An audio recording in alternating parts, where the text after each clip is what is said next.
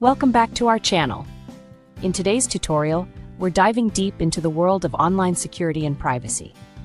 With cyber threats on the rise, protecting your online activities is more crucial than ever. While many VPNs offer pre-configured settings, some, like SocksIP Tunnel, provide the flexibility to customize your setup for enhanced security. In this video, we'll show you how to download a slow DNS config and set it up on SocksIP Tunnel. If you're new to our channel, don't forget to like, subscribe, and share this video. Let's get started. First, let's download a slow DNS config. Open any web browser on your device. In the search bar, type UDP and slow DNS files and hit enter. From the list of results, click on the official UDP and slow DNS files website. Once on the home page, click the hamburger icon at the top left corner to open the menu. Select Slow DNS Config. A small window will appear. Click SocksIP Slow DNS.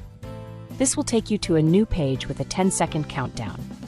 Once the countdown finishes, a download button will appear. Click it, and you'll be redirected to a page listing the latest SocksIP configs. Select the newest file and download it to your device. With the slow DNS file downloaded, let's move on to installing the SocksIP Tunnel VPN app. Open the Google Play Store on your mobile device and type SocksIP Tunnel VPN into the search bar. Tap the app from the search results, and then click Install to download it.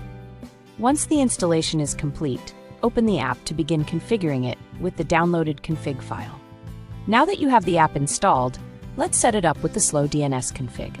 Open SocksIP Tunnel VPN and tap the three dots in the top right corner.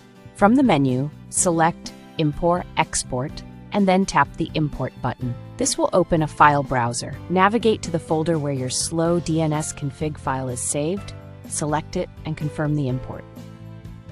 And that's it. You've successfully imported the slow DNS config and set it up on the SocksIP Tunnel VPN app for enhanced security and privacy. If you found this video helpful, please give it a thumbs up, share it with your friends, and subscribe to our channel for more tips on internet security and privacy. Thanks for watching, and see you in the next video.